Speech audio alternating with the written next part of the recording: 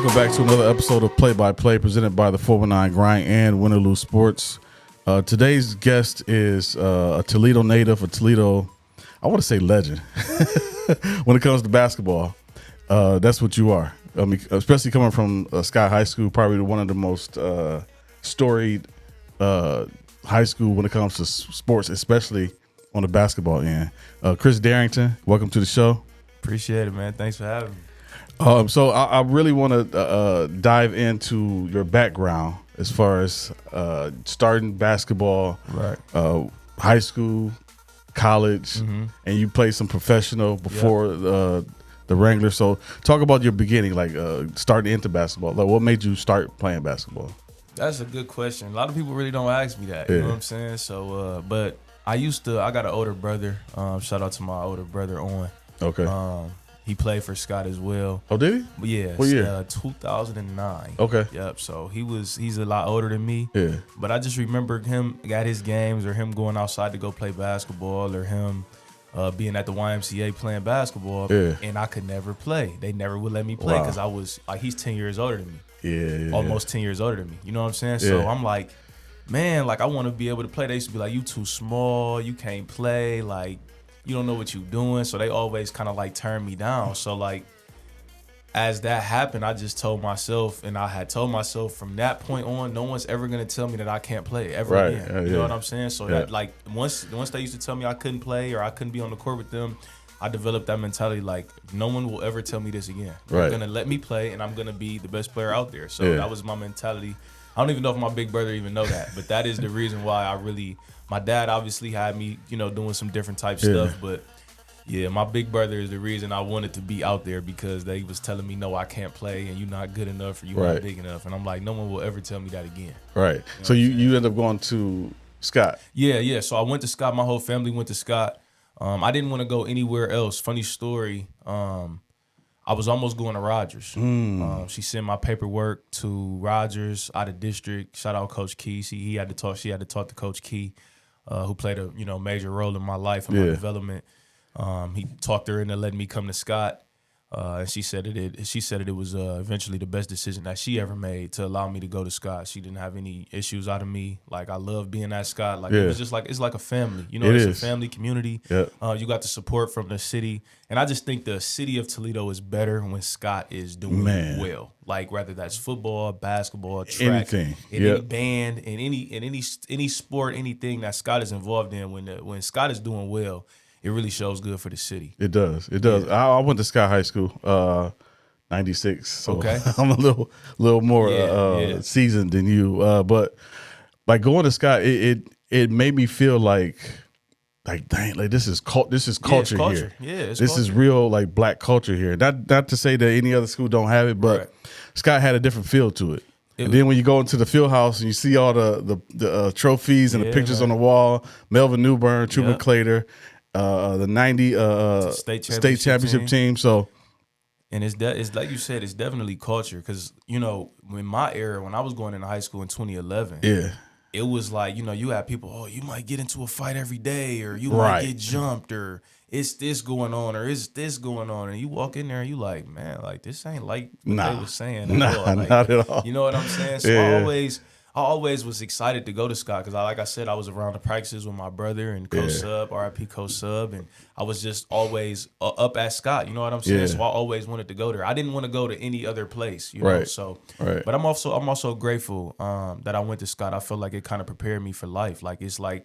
It's nothing, no challenge that I faced in college, professionally, personally, that I feel like I can't get through because I feel like Scott kind of prepared me for all of that. You know what I'm saying? There was never a time where I had an issue with a teacher or like school wise, and they didn't help me. They didn't stay late with me. It was never a time where I needed, guidance from, my coach, my assistant coaches, my principal. They always went above and beyond to, kind of make sure that I was all right. And then not just me, just any kid that needed it. Right. And I was about to say this about Scott. Like, they actually hold you accountable. Right. Even when I went there, and that's back when people was really saying, oh, Scott is bad, like it's a bad neighborhood, whatever. But the teachers, the principals, the even the hall monitors. Shout out to one of people's favorite hall monitors, Leon Jones. like they held us accountable in class, out of class. Yep, the coaches, Yep. I had Coach Earl, I had Ben Williams, Coach I had Earl and Ben. Yep, I had Huckabee. Okay. Fizel Crumbie was my Yep. freshman coach. So they held us accountable, not just on the court, but even the coaches held us accountable in the class. Yeah. Like we had to hold a certain GPA for us to play. And that kind of that taught me like, okay, like it's not just about basketball. Oh, yeah. It's about education. And I think that's very important, especially for you going into college and then going to professional. What else, as far as in basketball, how did your game develop at Scott? Well, I will say, I want to touch on something before I go Okay. back. There's probably not another school, right? You just named Ben Williams, Right. Earl Morris, Frizel Crumbie, right? Yeah. I know who all three of those people are, right? Wow, right. There's not. I can't say it's a guy from, and I'm just using a different, like any school, Start. I can't have a conversation with an old head who went to Start in '96 and named three of their coaches. Right. They for sure, I'm willing to bet they don't know who those three coaches Right, are. right. But that just shows you how Legacy. Yeah, the legacy of Yeah. Scott is, and how we care about our history Yep. and stuff like that. And like Yep. I said, I'm just like you walk in the field house, you see all the trophies and stuff, and Right. I'm very, very blessed to have my shoes and my basketball in the trophy case. Is it? Scott. Yeah. Wow. So like I'm very blessed, Yeah. for that. You know what I'm saying? Like I said, it's a lot of people that was better than me and legends. Yeah, and all but of that. being a part of But, that being a legacy, part of that that's legacy, huge, man. I feel great. Yeah. But yeah, to touch on your question, how did I just develop at Scott? I will say that I had Coach Key really pushing me. I had Coach Chris who believed in me when I was a freshman, put me on varsity. And I also had one of my best friends, Chris Harris. He was better than me, and he pushed me every single day. Wow. And, a lot of people give me a lot of credit for kind of like doing the things that I accomplished and just making it to the places that I made it. But it would have been no Chris Darrington without Chris Harris. He Right. kind of showed me how to work hard. He showed me the way how you need to love basketball, because if you just like it, it's different than loving it. Because when you love it, you treat it a completely different way. Right. You attack it in a completely different way. Your approach is completely different to when you love it to when you just like it. You know what I'm saying? Yeah, I agree. That right there really showed me the development, and he never let me take a day off, and I never let him take a day off. So we kind of pushed each other to get better, and that really, really helped me develop at Scott. Leaving Scott and going into college, what was your first stop? So I went to junior college. Freshman year, sophomore year, I kind of didn't take my grades as serious as I should have. Right. Junior, senior year, I picked it up, but I went to junior college to begin with leaving Scott. Not that I wasn't good enough to go Division I, Right. but I think it was a blessing because I did need to get better. Like I was first team All-State, I was player of the year, and I won all these awards, won the city championship. So I did all these things, but I knew I needed to still Wait a get minute. better. League City Championship, was that the last? That was the last one we got at Yeah, Scott. that's That was what the I was last one we thinking. got at Yep. Scott. Yep. So 2015, we Wow. won the city championship. We actually were undefeated in the city that Yep. year. So that was the last one we got. But like I said, I accomplished all these things. Like I was first team All-State with Luke Kennard, who plays for the Lakers right now. Yeah. Joe Burrow, who plays for the Bengals right now. Yeah. So like all these Wow. guys were on my first team All Ohio stuff. Wow. Yeah. So like it was a crazy Ohio first team Yeah, All Ohio list. yeah. You know what I'm saying? So yeah, but like I said, I went junior college because of my grades, and I was able to get better. I was able to get better there, man. I'm talking about you in the middle of nowhere. You out of Indiana. I was in Vincennes, Indiana. Shout out to Wow. VU. Okay. I really got better, but literally, there's nothing to do but get better. See that mentally right there, that's work. That's hard work. Oh man, Because like you said, in the middle of nowhere, I'm in the middle of nowhere. you got to focus on grades and basketball. Listen, there was no mall. There's Wow. there's no like I couldn't get my hair cut there. Like I had to go an hour away to get my hair cut. Like literally, there is nothing to do but to get better and play basketball and obviously school. Yeah. So what I'm saying. So I'll tell you a quick story how I got to Vincennes. So going into my senior year, I didn't really have any offers. I didn't have any interest, and I always tell kids like keep working, keep your head down. Yeah. So going into my senior year, it was the summer. So it's the junior year. So I'm like, obviously, I'm going into senior year, so it's that summer. And man, I'm telling you, I'm just working out every day. I'm going 2 times, 3 times a day, and I'm just working out. Not ever knowing if this is, gonna pay off. Right. I'm just working. I'm working. The preseason comes October. Like we running sprints. I'm first in sprints. I'm walking. If we got open gym, I'm gonna walk to Wayman Palmer. I'm gonna work out at Wayman Palmer, and then I'm gonna go back up to Scott and work and have open gym. So like I'm doing way more than anybody else on my team around me in the country. Like I'm working, man. You know what I'm saying? I'm working. Yeah. The very first game that we played a kid named Khalil Iverson. He ended up going to Wisconsin. He played with Nigel and he played with Vito. Okay. You know what I'm saying? Yep. So he played with two Toledo guys. Yeah. But he was already committed to Wisconsin, and we going down to Columbus to play them. That game, I had 40, and my boy DA ended up making a game winner to beat him on the road. Wow. A guy in the stands, Zach Fleer, shout out Zach Fleer, tweeted it out. Chris Darrington had 40 points tonight. He's looking like a really good player. Yeah. You know, Vincent's assistant coach BD, shout out BD, Coach BD. He seen the tweet, ended up hitting up Zach like, hey, is this Darrington kid the real deal? He's like, hey, man, he's the real deal. I say all that to say, had I not been ready for that opportunity, Right. had Zach Fleer not been in that stance, he was in the stance, he was doing what he's doing because he covers the games. Had I not worked and put all that time in through the whole summer, up in preseason, and practiced hard up until that point of that first game, who knows where I would be. Yeah. I was ready for that opportunity because I worked for it. So when the opportunity came, and the guy was right there tweeting it out, right. It all made it happen. And I'm getting goosebumps just thinking I'm getting goosebumps. You talking about it? I'm getting goosebumps just thinking about it because like I literally, I did my due diligence. Yeah. I was locked in. Yeah. I was focused, and like I said, when the opportunity came for me to go out there and show what I could do, I was prepared for it because I had already put the work in. And that's so dope that story is so real. 100%. It's so real because.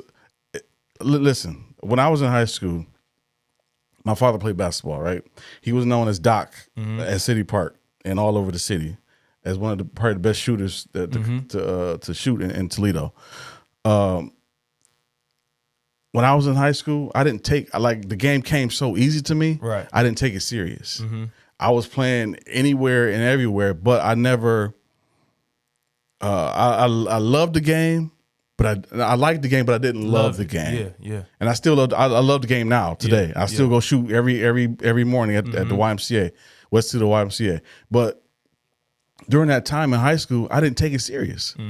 I was playing around in gym with kids that's probably beneath my level. Yes, to be honest, because they didn't play high school basketball. So I'm just fooling around, right? And tore my ACL at sophomore year. Wow. Coach Earl was so disappointed because to take the game serious and to work hard and to get an injury like that in gym class, that means I didn't love the game as much. 100%. And that tells a story about the comparison to you, to where you went and worked hard day and night. And make sure that your game was up to par to where you got those opportunities. Absolutely. And to the kids that say, "Oh, okay, well, after the injury, you could have did this." I didn't love the game. Didn't love the game. Yeah, it wasn't important enough to you. It wasn't important enough to me. It wasn't important enough to you. Yeah, and shout out to you for loving the game and it being important to you. 100%. Going on from junior college. Yep. What transpired after that? So leaving junior college. Well, quick little point before I get to my next stop. I was a freshman. I played pretty well in junior college my freshman year. Ended up starting at the end of the year. My sophomore year, I came home. My freshman year, I came home. That's that little spring. College kids get out like around May. Came home and me and my trainer, Mike Kavanaugh, who I love to death, and I credit a big credit to him for getting me to the high major level. Yeah. At the time, Coach Key had became Rogers' head coach. Things were just changing. Right. I'm away at school. Things are still, happening here. So Coach Key didn't have as much time to, dedicate to me and what I needed to do. And Coach Mike was who I was working with on a daily basis. Okay. So me and him sat down when I got home. He like, man, I had a couple 30 balls my freshman year. Like I was playing well at the end of the year. Ended up winning district MVP in a tournament, tournament MVP. Wow. So I was playing well. Yeah. And we looked at my numbers and I was shooting like 50% from the field and I was shooting 24% from three. And I'm like, damn, I'm like, Coach Mike, I said, if I can go to the rim and finish, I'm hitting my mid ranges. Right. And I said, I'm getting 30s. I said, what's going to happen if I add this 3-ball to my game? Yeah. What's going to happen when I add this 3-ball to my game? Yeah. So listen, I'm talking about all we did when I got back in May. And like I said, big shout out to Coach Mike, man, because Listen, I'm talking about, I would get up in the morning, we would work out on the east side at some gym. After that, I go up to Scott after they get out of school because they were still in school. Yeah. I would work out again and shoot. And then after that, we would leave. I would leave there. We had it'd be a nice day like today. We'd go outside to the park and I'll go gamble on shots. Once again, people not thinking I can shoot, but they don't know what I'm doing. Right. I go shoot at the park and we'd just be shooting. So I'm winning a couple dollars at the park. And then late at night, shout out Coach Fred Kugler, who was the building manager at Scott. I used to go up at Scott at maybe 1 a.m. Okay. Midnight, me and Coach Mike, and we'll work out from like 1 a.m. to like 3 a.m. Wow. All shots, shooting. So I'm working out 3 times a day. I'm seeing Coach Mike twice. I'm working out 3 times a day on top of me going to the park shooting 500-600 more shots for money. So I leave. I come into my freshman. I'm leaving my freshman year, like I said, shooting 24% from 3. When I get back to school and we get starting the season, getting ready to start, at a point in time, I was at 50%. From 3? From 3. Wow.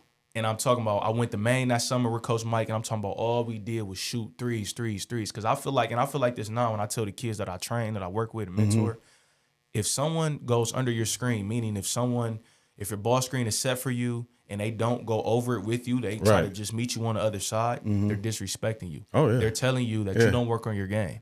Wow. They're telling you that you don't shoot the ball. Yeah. That you can't shoot the ball. And that's extremely, extremely disrespectful. For me, if you go under my screen, you're telling me I don't work on my game.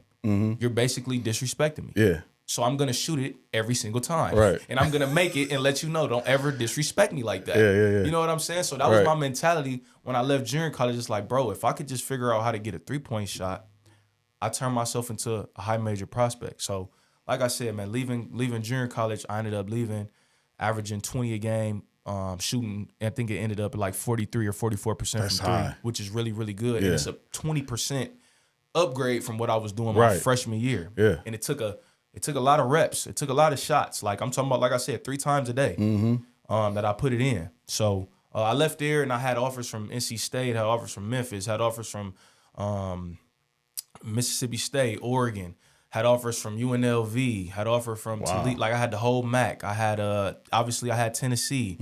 I had Nebraska. I had all these crazy offers in the Power 5, and I'm just like, man, like my life's getting ready to change. You know what I'm saying? Like we lead the national tournament. I'm just like, wow, like my life is really getting ready to change. Like I'm going from riding on buses in the cornfields to nowhere to I'm about to go to private jets. Like my life is really finna change. Right. So I left junior college. I decided to go to Tennessee. And like I said, like life changed immediately. We had a foreign summer trip that summer. So I went. This is my first time going out of the country. We go to Paris. Wow. Then we go to Valencia in Spain. And then we go to Barcelona. So like I'm traveling, we doing all this we doing this foreign trip and we're playing over there versus the professionals and stuff. Yeah. So it was just like a crazy experience. It's like, man, just 2 months ago I'm driving, we ride through a bus and we got to stop over here to either we gonna go to Panda Express or we gonna go to like, I don't know, Fazoli's. Right. But now I got everything catered. Stuff is just getting brought to you and it's just a completely different lifestyle than you know what I'm saying, than what I was what I was really living at JUCO. Yeah. What did that culture, like traveling abroad, like what did that do for you culturally? Well, it was different. It was different when I got to junior college. I'm seeing guys like we in class and I'm just hearing and I'm like, what is going on? And then I see a bottle just filled up with like black stuff and they spitting into back. Like I went to Scott. Right, exactly. It's a culture shock. It's a culture. I've never seen that before. Yeah. I'm seeing guys with cowboy hats and cowboy boots. They got spikes on the end of their boots. Yeah. I'm just like, I've never seen people dressed this way. Yeah. I was at the gas station one day and I seen somebody had a Confederate flag hanging up in the back of their truck. Yeah. I'm in Indiana, in the middle of Indiana. So I'm like, these are things that I just never had, never had seen before. So then when you go overseas, you take it a step further, and that was a language barrier. It's people were speaking a different language, and the food is different. And the plugs are different. When you plug in you got to get an adapter for your plugs, and that's just little stuff that people may not know about. The toilets are different. Like everything is just different overseas, and you know what I'm saying, from what I was used to. So it's definitely, like you said, it was definitely a culture shock, but it was good to kind of like experience. Yeah, to experience that, because I mean, a lot of times, especially in Toledo, I feel like we don't experience outside. Right. Like a lot of people are they have that Toledo mentality. Yeah, Like I'm so glad as a kid, my father traveled everywhere: Toronto, New York, the Carolinas, Florida, Texas, Chicago, Indiana, like everywhere he traveled, and we traveled with him. But as an adult, I made that my priority is to travel everywhere, experience different cultures. Yeah. I was in LA for a year just to experience it. Yeah. And that teaches you how other people think, how other people live, and it changes the way you think and changes the way you live. So I can only imagine being that young and experiencing that in college. I mean, just to put it in perspective, I had an art class in junior college, and I didn't really care about art class, but I kind of had to somewhat pay attention to pass the class, right? Yeah. They taught us about the Mona Lisa. I had never heard of it before, didn't know what it was, but I had, obviously I was in art class, so they, covered it. Fast forward to when I go to Tennessee, we go to Paris. We go to the museum where the Mona Lisa's at. Wow. Mind you, I didn't know what it was up until I got to junior college, but it all ended up coming together, and I'm like, damn, we about to go see the Mona Lisa. Full circle. So I'm like, I'm excited because I'm like, I want to see if I'm over here to the right, I want to see if it's looking at me. If I'm to the left, I want to see if it's looking at me. So, it's all type of different, sculptures and stuff in there. But when you get into the room where the Mona Lisa is really at and everybody's around it, and obviously they got to kind of like, you can't walk right up on it, but it's blocked off. Yeah. So you can get close enough where you can like take a picture and you can move to the right. And it's looking at you. You can move to the left. And it's still looking at you. Right. And I'm just like, that is really crazy. Yeah. But, like I said, it just came full circle for me. Like, damn, like I had no idea what the Mona Lisa was. That's and crazy. Now I'm, seeing it in person. I seen it like I used to go to Coach Key's house a lot. He had a picture of the Eiffel Tower hanging up on his wall. I got a chance to see I walked all the way up to the top. Wow. I was at the top of the Eiffel Tower. Those are things that, maybe some of my friends will never, ever get to experience. That's and I've dope. been able to experience all because I went hard and I tried. Basketball. And that orange ball took me all the way to Paris, France. Took me crazy. All the way to wherever it goes. And I always tell the kids that I mentor and that I coach, I'm an average size guy. Like I'm 6'1", I'm 6'2". I'm not windmilling or nothing. Right. I'm not stronger than everybody. I'm not faster than everybody. I literally just worked hard. And a lot of you kids are more athletic than me, more God gifted than me. There's no reason why you guys can't work just as hard as me and make it wherever you want to make it. You know what I'm saying? Yeah. So that's always my that's, you know that's what so I'm saying? dope. Yeah. Yeah. So playing at Tennessee. You're right. Basketball. What was the experience? So the experience was fun, man. So early on, I was, like I said, we was overseas. I was starting. I was playing good, playing well. I ended up, during the preseason, I ended up getting hurt. I rolled my ankle, probably the worst injury I've ever had. And I was out this was right before the season kind of like started. So I was out for like almost a month. And basketball time, that's a lot of time that I'm missing on the court. And, I got the best, I'm at Tennessee. I got the best of the best treatment-wise, you know what I'm saying? But, I rolled my ankle really, really bad. Like it was really, I couldn't even walk up the hill. It was on crutches or I had to get a ride. So it took a lot to get back. Yeah. And when I got back, I was in a rotation. I was playing. Everything was good. We were winning. I just remember, but the experience was wild. You know what I'm saying? Like, man, we playing against Kentucky. Like, I played against Shea. Really? He's the MVP of the NBA last year. Probably might get it this year. I played against him. Played against Jalen Brunson. DeAndre Ayton. These are people that, we played against that we saw. Yeah. Just all these, guys that are in the NBA now. You know what I'm saying? That we like Mikal Bridges, Josh Hart, all those guys play for Villanova. We played them in the Bahamas. You know what I'm saying? So the experience was wild. Like you're playing other guys that take it just as serious as you. Yeah. And you guys trying to win. Like you trying to actually win. And you on TV, so it's not like if I'm in JUCO and I maybe had a bad game, nobody knows about it. Right. You on national TV. You on national television, man. If you play bad or you not playing, you know what I'm saying? It just shows. Yeah. So I just remember like I played with Grant Williams. I had 4 dudes on my NBA on my team at Tennessee go to the NBA. Grant Williams? Man, I played with Grant. On my nerves. Grant Williams. He played for the Celtics. Yeah, man. So I played with 4 guys that went to the league. Jordan Bone went to the NBA. He was the point guard. He was faster than Derrick Rose, jumped higher than John Wall. Like, there's no way. And I think about it now, it's like, there's no way I should have been on the court with this dude. Like, he's faster than Derrick Rose, bro. Yeah, Jumped higher than John Wall. That real basketball heads know. Yeah. That is crazy. Yeah. You know, Yeah. Kyle Alexander, he was with the Heat in the bubble in the championship team. Remember they lost it in the finals to the Lakers in the bubble. He was on that team. Admiral Schofield, he played with the Magic, the Orlando Magic for a while, and the Wizards. And then obviously Grant Williams. You know what I'm saying? So I have 4 guys on my team That's the go to the NBA. You know what I'm saying? But like I said, the experience was fun, man. I like the private jets. I like the getting catered to. You get massages. You know, you get treated like. You get treated like a real celebrity. You know what I'm saying? And although it didn't go the way I wanted it to go, I still took valuable lessons from the experience. Yes. You know what I'm saying? And I look back at it now and I think it was a message in it. And now I tell the kids, like I said, that I coach, that I mentor, listen, I've been the best player on the team. I've been a guy who's played, 6-man. I've been the guy who didn't really play much, and I've been a guy that didn't play at all.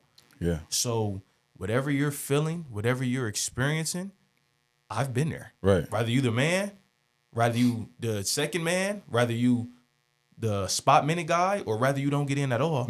Ain't nothing that you can tell me you feel that what you're feeling that I haven't felt. And that makes a great mentor and a great coach to be able to share that experience from, like you said, being the guy who's the guy to not being a guy on the floor at all. 100%. Because,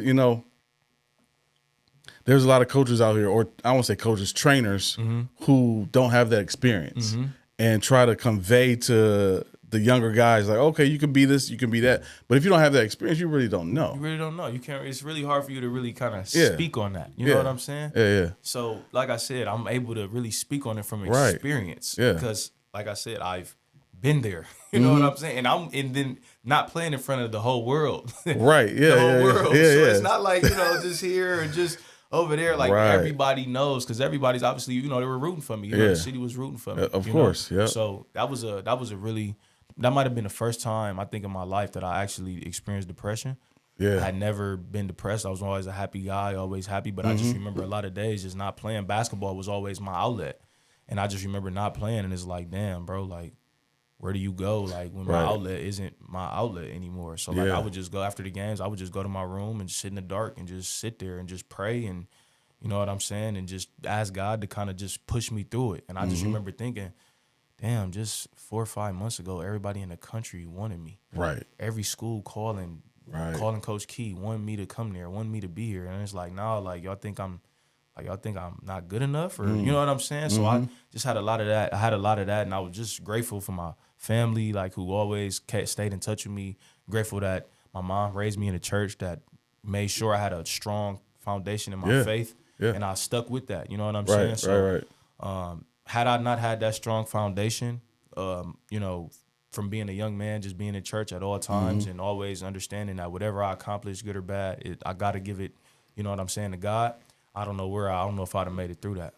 And we could talk about that too. Like, I was raised in the church, of course, and my father, like I said, traveled all across the country and in Canada, preaching and you know what I'm saying.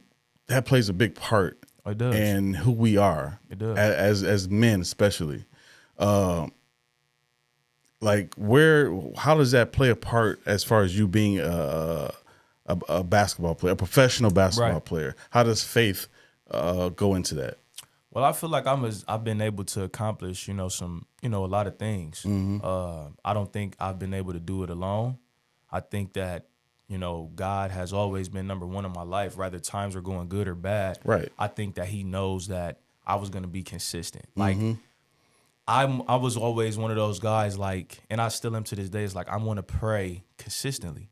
Exactly. I don't just want to pray when things aren't going my way. Yep. I don't want God to feel like, dang, I'm only calling on him when I need him. Yeah. Not just, hey, man, I got up today. Thank you. Yep. Hey, I made it home today. Gratitude. Hey, thank you. Yep. My kids are healthy. Thank you. You know what I'm saying? So, and that's one of the things that I talk to, like I said, I'm with the kids a lot, mentoring kids a lot. And shout out ISO, who is my little brother. I coached him at Scott from freshman year all the way up, and we still have a great relationship. Yeah. I remember him talking to me, and he's just going off. And, he's just telling me, I'm letting him vent. I'm letting him vent, letting him talk.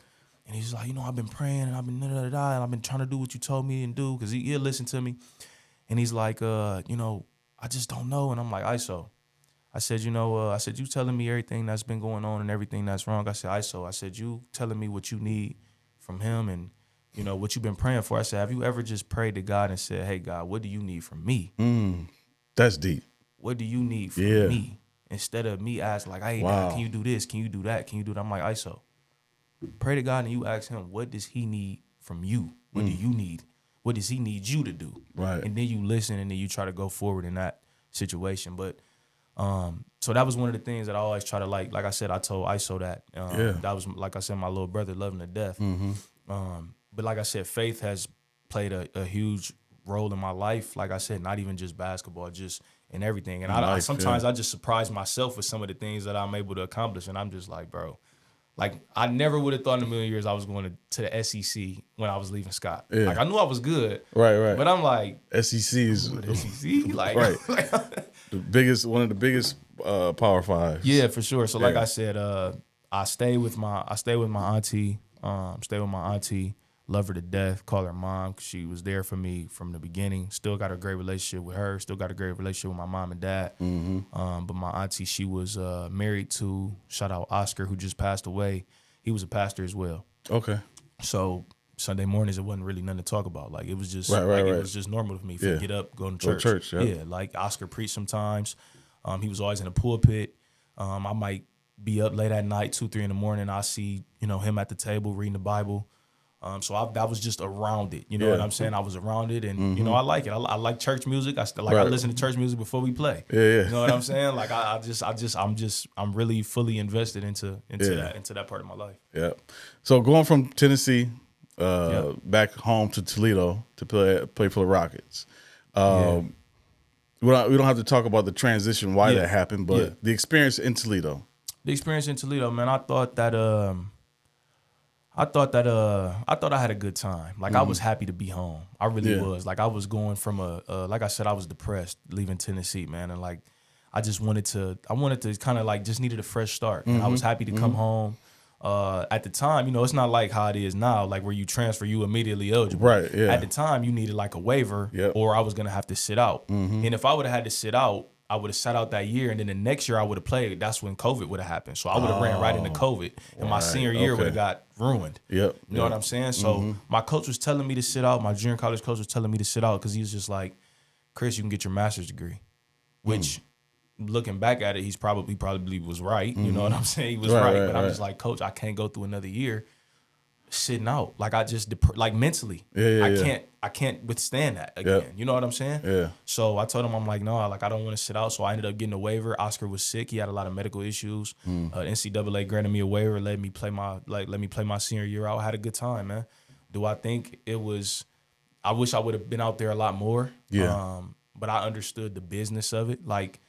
The head coach had to kind of like, the head coach is going to get more kids from Cleveland, Ohio, than he's going to get from Toledo, Ohio. Yeah. And he can't ruin that pipeline, which is politics, and that is a direct line of being a politic. That was politics, but I understood it as well. You know what I'm saying? Right. So, but like I said, I had a good experience. I was happy to be home. Yeah. I graduated. I finished. You know what I'm saying? They treated me well. Like I said, as the competitor, I would have liked to have been out there more. Yeah, of course. So, now going into Toledo has a professional basketball team, the Glass City Wranglers. The experience playing at home. Now, of course, we have the Glass City Center to where you have an established home court. Instead of, the last few years, it's been high schools at Owens in 1 year. So having a professional team with a home court at home in Toledo for the Wranglers with this new team, and y'all playing phenomenal. What's the feeling like in the locker room, on the court? It's been a great like feeling. Like I said, from doing, we had games at Robinson at a point in time. Yeah. We had games at Scott. Right. I know I was away from the team for a little bit, but they played at Bowser, Maumee Valley, even at, like you said, at Owens. So we've shopped the team around. I would like to say we've been in all different communities. For a few years, you know what I'm saying, to kind of all bring it downtown, which was the goal anyway, to get downtown.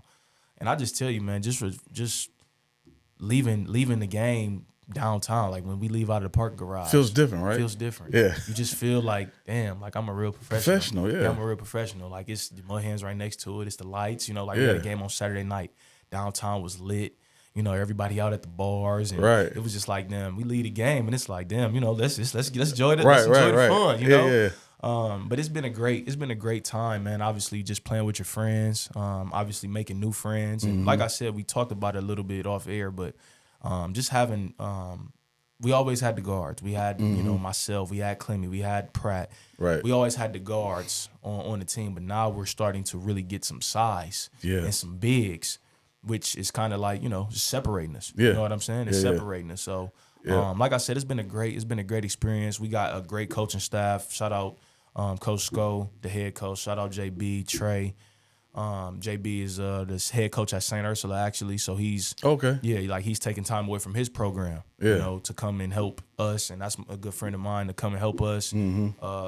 You know what I'm saying? Everybody are making sacrifices. Guys got kids, other lives, jobs. Guys are juggling jobs. And, you know, it's a lot going on to just kind of put it all into this team because at the end of the day, we still just love basketball. Right. You know what I'm saying? So I'm at the point in my life now where, like, I'm not trying to go to NBA. I'm not trying to go to the G League. I'm not trying to go overseas. I got 2 kids, and, you know, my one son, Chris, is really heavily into basketball. And he's pretty good. You know, he plays up and everything. So I'm really focused on that. But this just gives me a sense of just joy and comfort. You know what I'm saying? So, that was my next question is, like, being at home, being able to play professional basketball on that level and being able to stay at home and have, you know, you have kids. Yeah. You have a family that you have to take care of. Does that bring it full circle to be able to say, you know, I made it?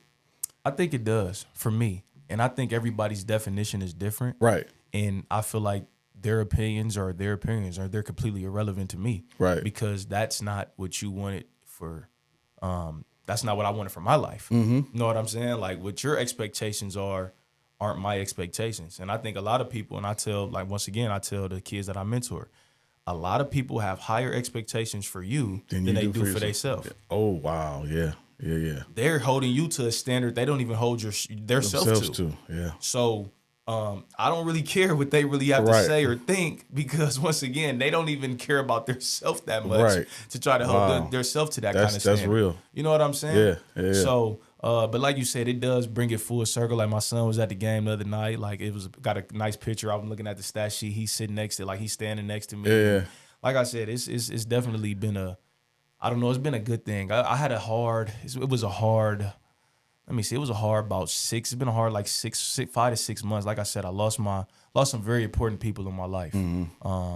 I lost a friend. I lost, like I said, like Oscar, who was, you know, kind of like my dad. Yeah. Like I said, I lost a friend, and we were very close, and it was just a void. I feel like it was a big hole I was missing, and I was happy to kind of get back to playing basketball, because it although it's not gonna ever fix it, I'm never gonna probably get those people back.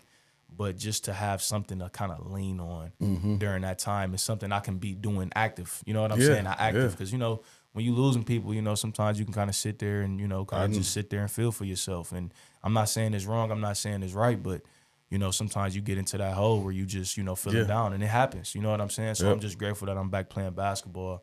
It kind of just gave me that joy back and kind of just get me in a positive mindset. Yeah, I mean, and to piggyback off what you said about losing somebody, I lost my dad in 2013, and he was only 57 years old. Yeah. So that he's young. Yeah. He was young. Yeah.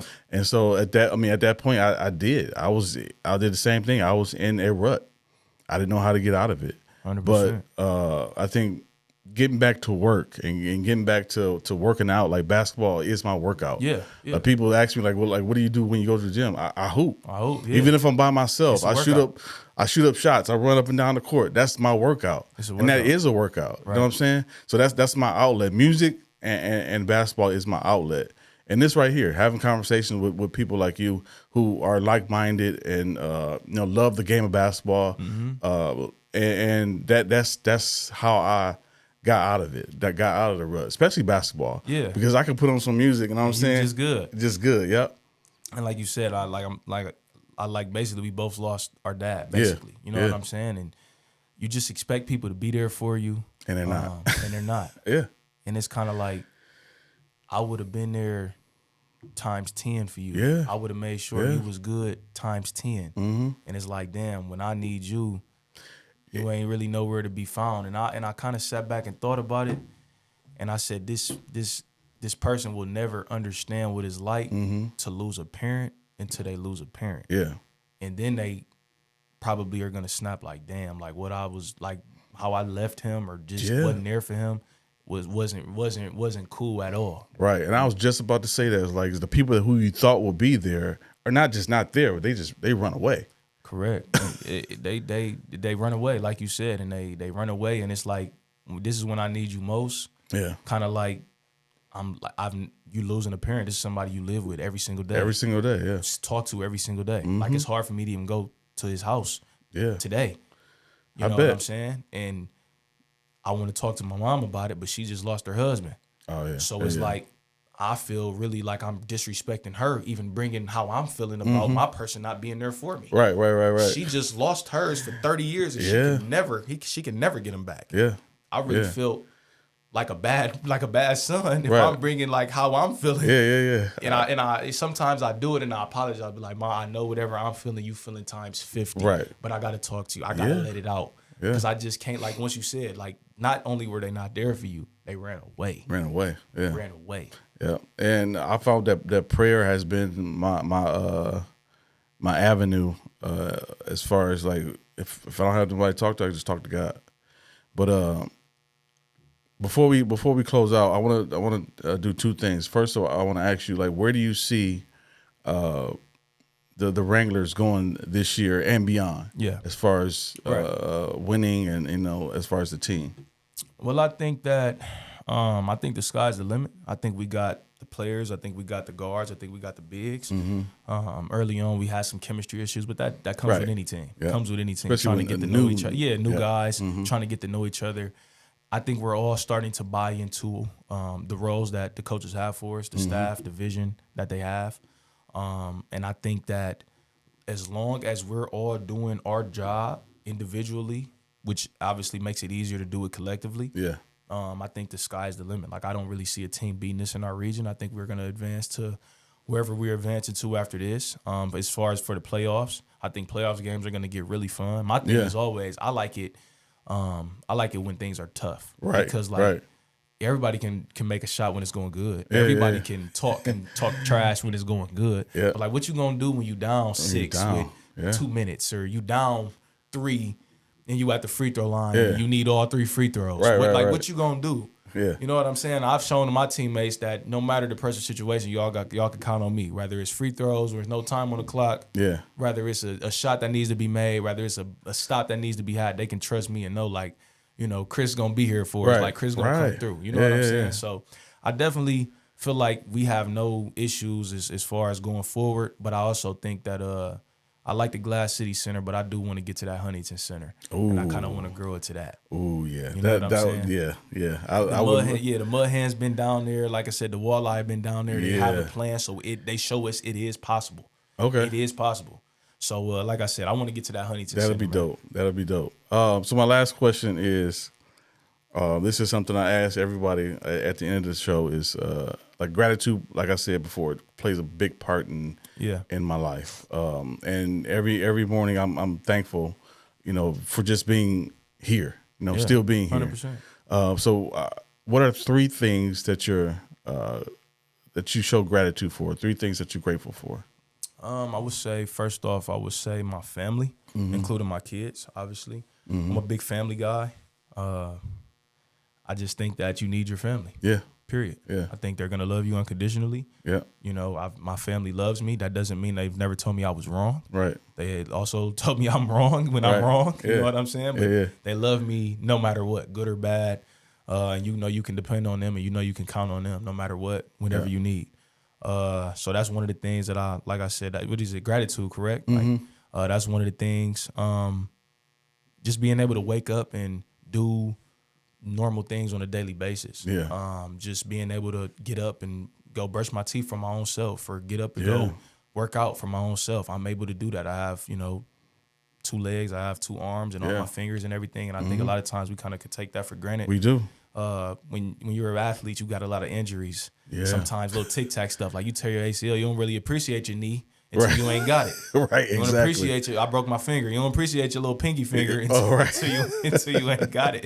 Yeah. You know what I'm saying? So just being appreciative on stuff like that. And I think the last one would be, I don't know, man. I just think I'm just grateful for like the relationships that I've been able to kind of like bond and make over, you know, an orange basketball. Man. You know what I'm saying? That's beautiful. I know eventually the basketball is going to stop bouncing for me. And when it does, that's fine. Like, I'll continue training my son and training the kids that I train and coaching. My goal is to eventually be the head coach at Scott. Wow. That is what I want to do. I know the job is open right now. Yeah, I was about to say. Yeah, I know the job is open right now, but some things got to happen at the hierarchy before I'm able to go and take that, you know, for over there right now. But like I said, just the relationships I've been able to, like, I talked to Ben Williams. Like, I you know, he's a legend. Yeah. And I said, hey, coach, like, I want to be the head coach at Scott. Like, I want to be the one to bring the state championship back to Scott. And he told me, he said, I believe that you can do it. Wow. And that made me feel, you know, that coming from Ben. That's real. That's coming from Ben. Yeah. You know? So that made me feel like crazy. So like I said, just the relationships that I've been able to just make during, you know, throughout this game. Yeah. Jim Jackson, I'm able to call Jim Jackson on the phone and talk to him. Dennis Hobson, able to call Dennis and talk to him. You know what I'm saying? Dennis Springs, able to call all these guys. Right. Any single time I need them, and they be able to help me out. That's dope.